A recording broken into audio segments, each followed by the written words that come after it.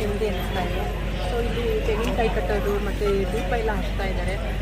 ಅದೆಲ್ಲ ಮಾಡಿದ್ರೆ ತುಂಬ ಒಳ್ಳೆಯದಾಗುತ್ತೆ ಅಂತ ಹೇಳ್ತಿದ್ದಾರೆ. ನೆಕ್ಸ್ಟ್ ಟೈಮ್ ಬಂದು ನಾನು ತೆಂಗಿನಕಾಯಿ ಕಟ್ಟಬೇಕು ಅಂತ ಮನಸ್ಸಲ್ಲ. ನೆಕ್ಸ್ಟ್ ಟೈಮ್ ನಮಗೆ ದೀಪ ಹಚ್ಚಬೇಕು ಅಂತ ನಾನು ರಾಯರ ಬಗ್ಗೆ ನಾವು ಏನು ಹೇಳೋದಕ್ಕೆ ಸಾಧ್ಯ ಹೇಳಿ. ರಾಯರು ನಮ್ಮದವರು ಯಾವತ್ತೂ ರಾಯರು ನಮ್ಮದವ್ರನ್ನ ಯಾವತ್ತೂ ರಾಯರು ಕೈ ಬಿಡಲ್ಲ. ಅವ್ರಿಗೆ ಏನೇ ಕಷ್ಟ ಇದ್ರೂ ರಾಯರು ನಮ್ಮದವ್ರನ್ನ ರಾಯರು ಯಾವತ್ತೂ ಕೈ ಬಿಡಲ್ಲ. ಅವ್ರಿಗೆ ಯಾವುದೇ ರೀತಿ ಕಷ್ಟ ಇದ್ರೂ ರಾಯರು ಅದನ್ನು ಪರಿಹರಿಸ್ತಾರೆ. ನಾನಂತೂ ರಾಯರನ್ನ ತುಂಬಾ ನಂಬಿದ್ದೀನಿ. ನೀವು ಒಂದ್ಸಲ ಈ ದೇವಸ್ಥಾನಕ್ಕೆ ಬನ್ನಿ ಅಂತ ಕೇಳ್ತೀನಿ. ನಿಮ್ಮ ಕಷ್ಟ ಏನಿದ್ರು ಎಲ್ಲ ಪರಿಹಾರ ಆಗುತ್ತೆ. ಎಲ್ಲ ದೇವಸ್ಥಾನಕ್ಕೆ ಬಂದು ಒಂದ್ಸಲ ದರ್ಶನ ಮಾಡ್ತೀನಿ.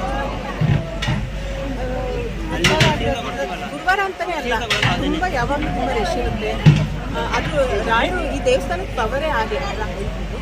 ಸೊ ರಾಯರು ಗುರುಗಳನ್ನ ನಾನು ಭೇಟಿ ಆಗೋಕ್ಕಾಗಿಲ್ಲ. ನೆಕ್ಸ್ಟ್ ಟೈಮ್ ಬಂದಾಗ ಭೇಟಿ ಆಗಬೇಕಂತ ತುಂಬ ರಶ್ ಇದೆ. ಮತ್ತು ಇಲ್ಲಿ ಅನುದಾನ ಕೂಡ ಮಾಡ್ತಾ ಇದ್ದಾರೆ, ನಡೆಸ್ತಾ ಇದ್ದಾರೆ. ತುಂಬ ಖುಷಿಯಾಗುತ್ತೆ. ಎಲ್ಲ ದೇವಸ್ಥಾನಗಳಲ್ಲೂ ಅನುದಾನ ನಡೆಸೋದು ನನಗೆ ತುಂಬಾ ಇಷ್ಟ. ತುಂಬ ಖುಷಿ.